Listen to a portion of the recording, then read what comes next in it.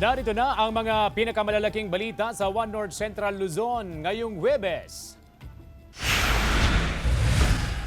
Dalawang grupo ng mga kabataan nag-away, isa ang patay matapos masaksak. 400 kilos na carrots ninakaw mula sa isang farm sa Benguet. 15 gasolinahan sa Pangasinan nagsara na dahil sa kawalan ng stocks. At 3 taong gulang na bata kinabibiliban dahil sa galing nitong mag-English.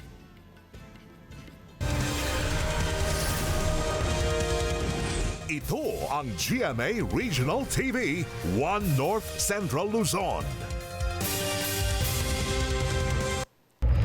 Magandang hapon, ako si CJ Torida. Pinirmahan na ni Pangulong Bongbong Marcos ang batas na nagbibigay sa kanya ng kapangyarihang tapyasan o suspendihin ang excise tax sa langis. Pwedeng gamitin ng Pangulo ang emergency powers kung umabot na sa $80 ang kada bariles ng Dubai crude oil sa loob ng isang buwan. Nasa 5 hanggang 10 piso kada litro ang posibleng mabawas sa mga produktong petrolyo sakaling tanggalin ang excise tax ng mga ito. Hanggang 3 buwan pwedeng ipatupad ang suspensyon o bawas sa buwis. Automatiko namang ibabalik ang excise tax kung isang buwan nang mababa sa $80 ang kada bariles ng krudo. Hanggang December 31, 2028, pwedeng magamit ng Pangulo ang emergency power sa excise tax sa langis. Nagsara na ang 15 gasolinahan sa Pangasinan dahil sa kawalan ng stocks base sa monitoring ng PNP. Ang detalye sa report.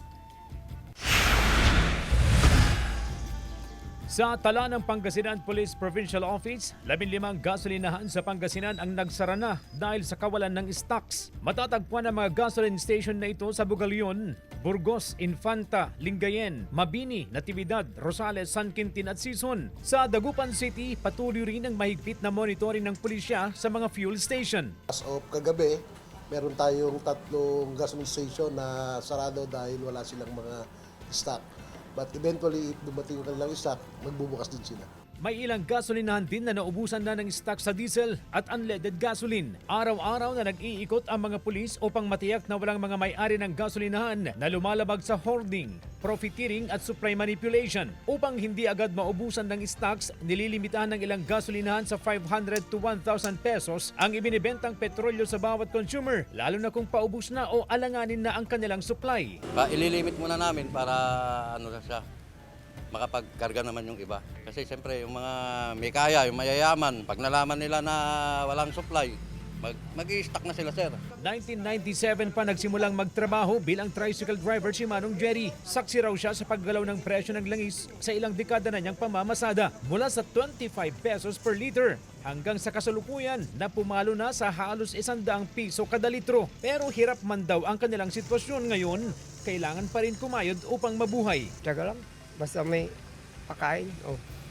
Umaasa rin si Manong Jerry na sana'y matuldukan na ang krisis at magbalik sa normal ang kabuhayan ng bawat isa. Kasama si Henry Duminsil, CJ Torida, One North, Central Luzon.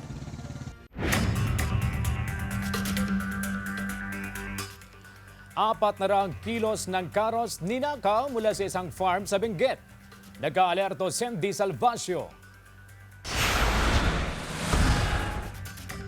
Pinagbubunot ng mga hindi pa nakikilalang salarin ang mga tanim na karot sa farm na ito sa Sitio Makugkog, Barangay Kalamagan, sa Bugyas, Benguet madaling araw noong linggo. Tinatayang nasa 400 kilos ng karot ang tinangay ng mga sospek na sana ay aanihin na raw ng may-ari noong Lunes. Nadiskubre ang insidente nang may nakakitang kapitbahay sa mga sospek na inakala nila na unang nag-ani ng mga karot. Nang pinuntahan ng may-ari ang lugar, doon na natuklasang ninakaw na ang malaking bahagi ng kanilang taniman. May naiwan pang 2 sako ng karots na hindi na nakuha ng mga sospek matapos umano silang mapansin kaya dali-dali silang tumakas. Ayon pa sa may-ari, malayo sa kalsada ang taniman kaya't pinaniniwala ang sinamantala ng mga magnanakaw ang kawalan ng tao sa lugar. Hinalang tinarget ang carrots dahil sa mataas na presyo nito sa pamilihan na nasa 80 to 100 pesos kada kilo. Hindi muna nagbigay ng pahayag ang PNP pero patuloy ang kanilang investigasyon upang matukoy ang mga responsable sa pagnanakaw. Tumanggi ng magbigay ng pahayag ang may-ari ng taniman ng carrots. Sandy Salvacio,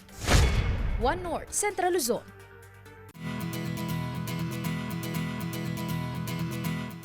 Job fair para sa mga magsisipagtapos sa senior high school isinagawa sa Mangaldan National High School. Nagbabalik Sandy Salvacio. Ilang araw bago ang pagtatapos ng school year 2025-2026, isinagawa ang Serbisyo Fair 2026, jobs fair na nakalaan para sa daan-daang senior high school graduates na hindi muna tutuloy sa pag-aaral sa kolehiyo at trabaho muna ang hanap matapos ang graduation. Mangaldan National High School ang napiling pilot school sa Region 1. Dinalohan ito ng mahigit sa 1,000 senior high school na magtatapos sa March 30 hanggang sa March 31. Ito po ay mahalaga sa ating mga estudyante, lalong-lalo na magagamit nila yung kanilang field of specialization. One-stop shop na rin ang Serbisyo Fair sa eskwelahan.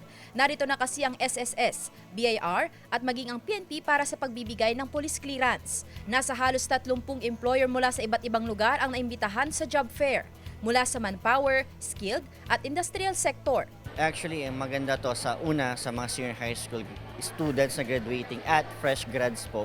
Natutulungan sila na magkaroon ng head start sa employment process po nila. Nais na makahanap agad ng trabaho ang graduating student na si Christine. Kaya naman hindi niya pinalampas ang pumila sa job fair.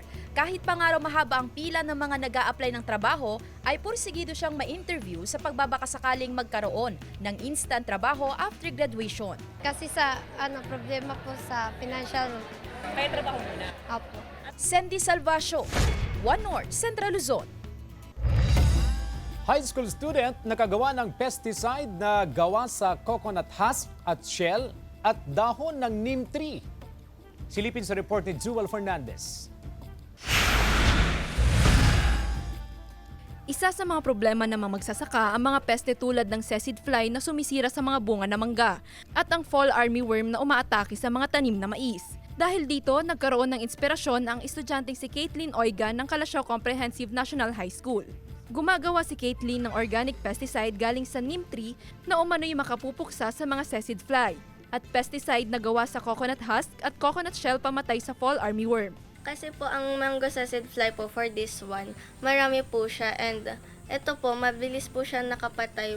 Less than 1 hour po siya nakapatay ng mga saced fly. Ito naman po, less than 30 minutes naman po, mas mabilis po siya sa fall armyworm. Bukod umano sa mabisang panlaban sa peste ang kanyang nagawa, mas safe umano ito sa mga halaman at tao. So yung iba po kasing mga ginagamit is may mga chemicals po siya, so makaka-affect pa din po siya sa mga tao po, sa mga crops po nila. Malaking tulong umano ang pesticide na ito sa mga magsasaka dahil mas mura ito at kayang gawin ng mga magsasaka.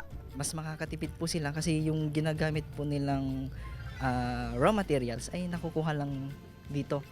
Kagaya ng coconut husk na marami po dyan sa bayan ng Kalasyaw, tinatapon lang po sa daan. Bukas umano ang pinto ni Caitlin para sa mga magsasakang gustong matutunan ang proseso sa paggawa ng organic pesticide.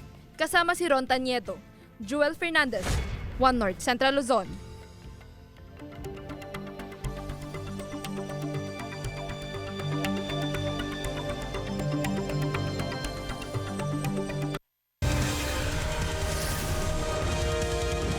Ito ang GMA Regional TV, One North Central Luzon.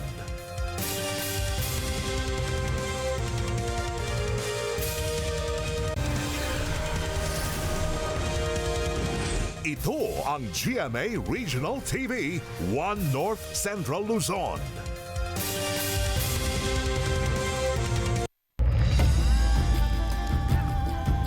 Sa Malolos, Bulacan, makikita sa video na bumaba mula sa bisikleta ang lalaking yan at sinapak ang isa pang lalaki. Nagkahabulan at nagkasakitan ang dalawang grupo ng mga kabataan. Maya-maya umatras ang isang grupo at sumandal sa bakod ang isang kasama nila na nasaksak pala sa bandang dibdib. Dead on arrival sa ospital ang 18 anyos na biktima. Naaresto kalaunan ng 3 miyembro ng kabilang grupo, kabilang ang sinasabing nanaksak na 16 anyos. Na-recover ang isang knuckle knife. Dinala siya sa CSWD kasama ang isa pang sangkot na menor de edad din. Nakakulong sa Malolos Police Station ang isa pang sangkot na 23 anyos. Itinanggi niyang sangkot siya sa krimen at sinabing wala naman silang alitan sa kabilang grupo. Singil sa kuryente ng Senpelco, posibleng tumaas sa susunod na buwan. Ang detalye sa report. Sa Abril, posibleng tumaas ang singil sa kuryente ayon sa pamunuan ng Central Pangasinan Electric Cooperative o CENPELCO. Pero hindi pa tiyak kung magkano ang itataas sa singil ng kuryente. Lalong-lalo na sa generation portion ng ating electric bill kung magkakaroon ng adjustment sa fuel cost ng ating mga generating plants na kung saan doon ang gagaling yung power na ginagamit natin. Umaasa ang CENPELCO na hindi malaki ang itataas sa singil kahit pa may ilang projection na raw na maaaring umabot sa 4 pesos ang taas sa kada kilowatt hour. Ang magandang nito ay hindi direktang naapektuhan yung cost ng coal.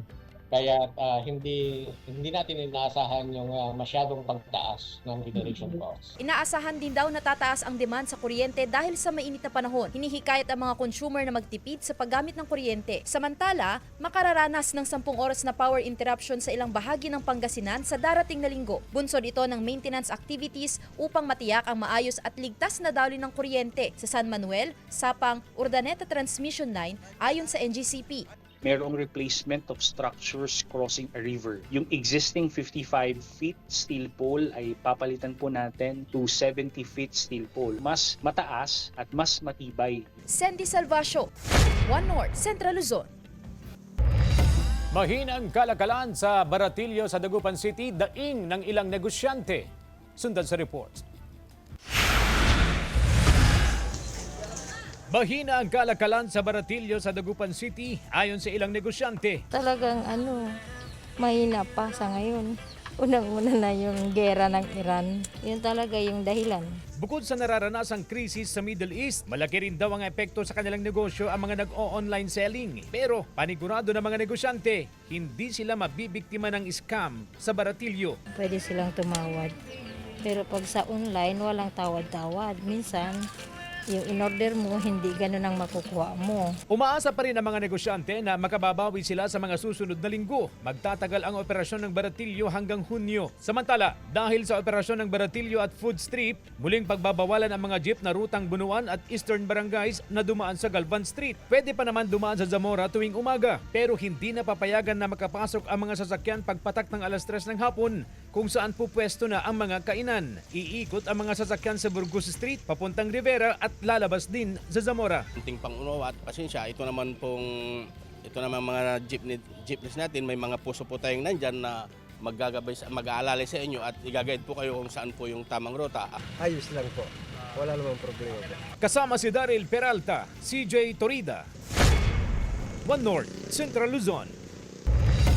Sa puntong ito mga kapuso, alamin natin ang pinakahuling sitwasyon sa Baratillo sa Dagupan City. Naroon live si Sandy Salvacio.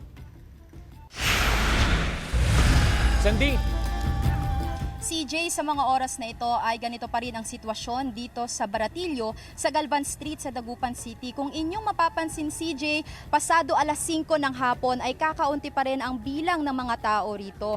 Sa paglilibot natin kanina CJ, nakita natin na yung ilang mga pwesto ay hindi pa totally na nakapag-set up, lalo na't kabubukas pa lang ng Baratillo. Nakausap din natin yung ilang mga nagbebenta rito at nabanggit nga nila na medyo matumal pa ang bentahan sa unang linggo ng pagpupwesto nila rito. Dalawa naman ang nakikita nilang pangunahing dahilan dito. Una, itong laganap na online shopping na sa simula pa lang daw ay kanilang kakumpetensya, at pangalawa naman, itong umiiral na problema sa mataas na presyo ng langis. Dahil kasi sa mataas na presyo ng langis CJ, yung bilang ng mga pribadong sasakyan at ng mga namamasadang tsuper ay bumaba. Dahilan para bumaba rin yung bilang ng mga tao na bibisita sana dito sa Baratillo. Maliban dyan CJ, naapektuhan din maging ang mga nagbebenta, lalo na't yung kanilang mga paninda ay nagmula pa sa malalayong probinsya at sa Manila. Gayunman, kahit na nararanasan nila ang pagtaas sa kanilang transportation expenses, ay hindi naman daw tumaas ang presyo ng kanilang mga paninda. Hiling ngayon ng mga nagbebenta CJ, sana raw sa papalapit na selebrasyon ng Bangus Festival ay dumami ang bilang ng kanilang mga customer. Inaasahan naman ng operasyon ng Baratillo hanggang sa buwan ng Hunyo. CJ. Maraming salamat Sandy Salvacio. Mga ambasador at diplomats mula sa iba't ibang bansa maaga nang nagbisita iglesia sa Pampanga. Narito ang report. Iba't ibang global ambassadors at diplomats ang bumisita sa Pampanga para sa binuong Visita Iglesia para sa 36 na miyembro ng diplomatic community. Nasa 15 ambassadors at 21 diplomats kabilang si Apostolic Nuncio to the Philippines, Archbishop Charles John Brown, na kasalukuyang Dean ng Diplomatic Corps sa bansa. Layon ng aktibidad na maipakita sa mga dayuhan ang mayamang kultura, kasaysayan at matibay na pananampalataya ng mga Kapampangan. Many pilgrims from all over the Philippines are converging on these churches to enjoy the architectural beauty, but also to go to these churches as places of prayer and pilgrimage. Nagsimula ang Visita Iglesia sa Lubao kung saan sinalubong ang delegasyon. Kasunod nito, binisita ng grupo ang ilan sa mga pinakamatandang simbahan sa lalawigan.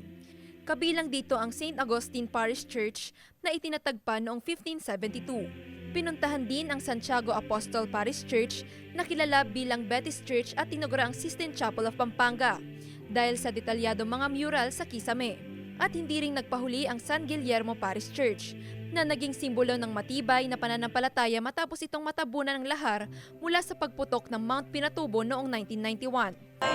Very impressed, and I also imagine how busy and how the emotion is for Easter and for other important community events. Nagsilbing tulay ang aktibidad upang mas mapalalim ang ugnayan ng Pampanga sa international community, habang ipinapakita ang tunay na init ng pagtanggap, katatagan at pagmamalaki ng mga Kapampangan.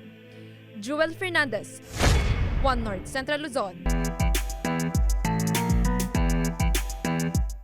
Mula sa pagiging reggae artist at social media personality, papasok na rin sa mundo ng Encantadia si Elias JTV. Excited na siyang gumanap para sa kanyang first acting project. Samantala, may bagong tatahakin na landas ang ama ni Mitena. Panahon na nga ba para itama ang pagkakamali? Abangan sa Encantadia Chronicles Sangre 8:15 p.m. pagkatapos ng 24 oras. Bagong karakter din ang aabangan sa Never Say Die. Mamaya makikilala na si Zoe de la Merced, played by Lian Valentin. Sino nga ba siya sa buhay ni Andrew? Abangan sa Never Say Die 8:50 p.m. sa GMA Prime.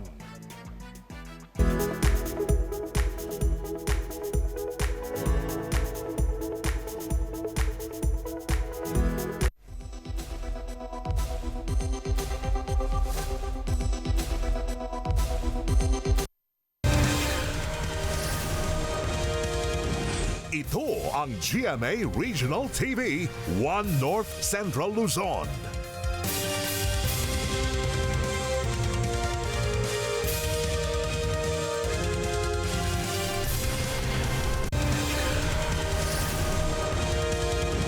Ito ang GMA Regional TV, One North Central Luzon.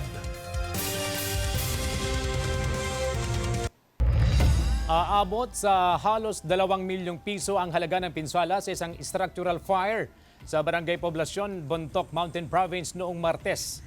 Nagsimula ang apoy sa ikalimang palapag ng gusali. Halos 30 minuto ang itinagal ng sunog. Sa paunang investigasyon, lumalabas na nagsimula ang sunog sa kusina ng isang unit kung saan hinihinalang may naiwan umanong niluluto.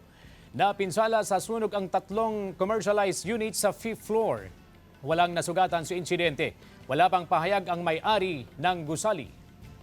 Yung fire prevention po natin, hindi po nagsisimula sa amin, kundi nagsisimula rin sa inyo. Practice po natin na maging fire safety awareness ngayong fire prevention month. Damang init sa Dagupan City, naglalaro sa 37 hanggang 40 degrees Celsius ayon sa Pag-asa. Ang detalye sa report. Mula noong March 1 kung kailan nagsimula ang heat index monitoring ng Pag-asa, naglalaro sa 37 hanggang 40 degrees Celsius ang damang init sa Dagupan City. 2 beses nang naitala ang pinakamataas na 40 degrees Celsius na heat index sa Dagupan, noong March 1 at nitong March 23. May possibility po na tataas po yan kasi kasalukuyan pa lang tayo ngayon. Hanggang ang pinaka-peak month natin kasi yung Abril at saka Mayo. Kanya-kanyang diskarte ang mga residente upang maibsan ang maalinsangan na panahon. Tulad ni Alfredo na itinigil muna ang trabaho sa ginagawa nilang bahay upang magpahinga sa lilim. Sa labas po, sir, mas maganda sa labas Makikita mong preskong hangin po. Samantala, itinaas ng Pag-asa ang El Nino Watch dahil sa posibilidad nitong mabuo sa susunod na 6 na buwan. Base sa climate models, posibleng mabuo ang El Nino sa unang bahagi ng July hanggang Setyembre. Kita na lahat ng mga model natin na may possibility o chance na magkakaroon tayo ng El Nino. Sa kabila ng tag-init at posibleng pagtama ng El Nino, hindi pa rin maiiwasan ang pagkakaroon ng bagyo. Ayon sa Pag-asa, simula Abril hanggang Hunyo, posible raw na may mabuong 2 hanggang 5 bagyo sa loob ng Philippine Area of Responsibility. Kasama si Henry Duminsil, CJ Torida, One North, Central Luzon.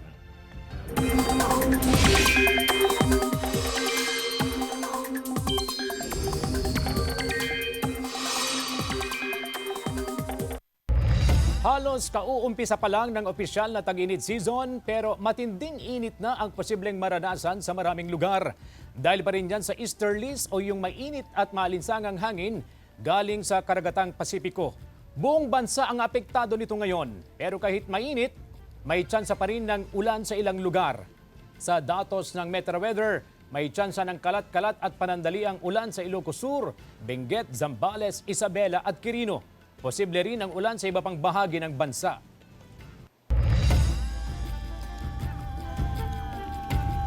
Narito na ang Ratsyada Balita.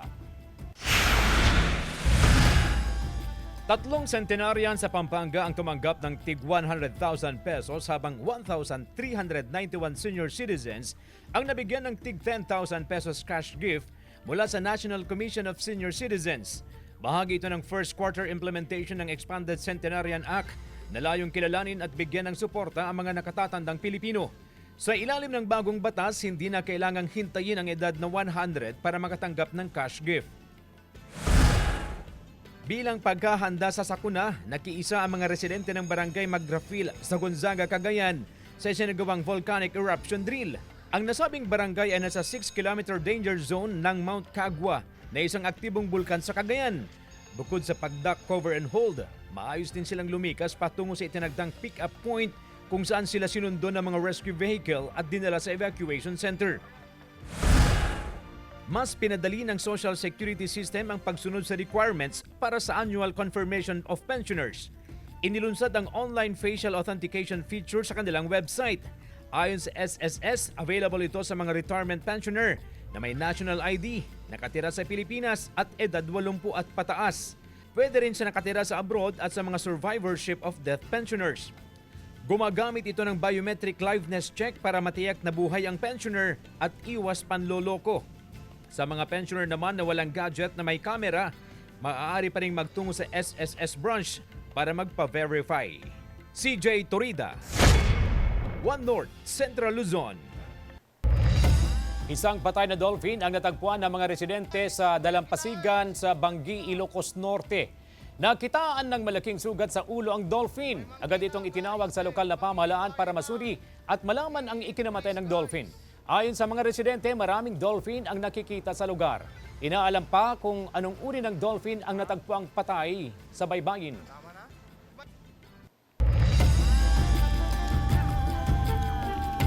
3 taong gulang na bata sa Mangaldan, Pangasinan, kinagigiliwan online dahil sa pagsasalita ng Ingles. Atin siyang kilalanin sa report. What's that noise? Oh, what's that noise? What do you think it is? It's Papa. Kinagigiliwan online ng mga video ng 3 taong gulang na si Georgina Cassidy Sagisag mula sa Barangay Bunlag, Mangaldan, Pangasinan. Sa murang edad, abay magaling na sa pagsalta ng Ingles. 18 months old pa lang si Georgina nang matuto sa alphabet. This? What's the sound of A? Good job! Pagtungtong ng 2 years old, marunong na rin siyang magbasa. You read.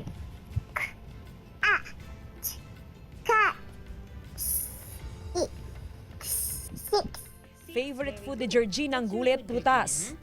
Rice, banana, veggies. Very good. Baby pa lang siya na wala pa siyang naiintindihan. Talagang nakikipag-usap na po talaga ako sa kanya. As if na malaking bata na siya ganun. Bagamat tila bihasana sa pagsalta ng Ingles si Georgina, magaling din daw siya sa pagsalta ng Filipino at Pangasinan. Sakay, Chara, Chara, Abadea, Himara. Tinuturuan ko na rin po siya ng Tagalog and Pangasinan. Nagsisilbing kasiyahan ng pamilyang pagiging bibo ni Georgina. I cannot explain. There's no adjective to explain. Oh yes, I'm so happy for her. Jasmine Gabriel Galban, One North Central Luzon.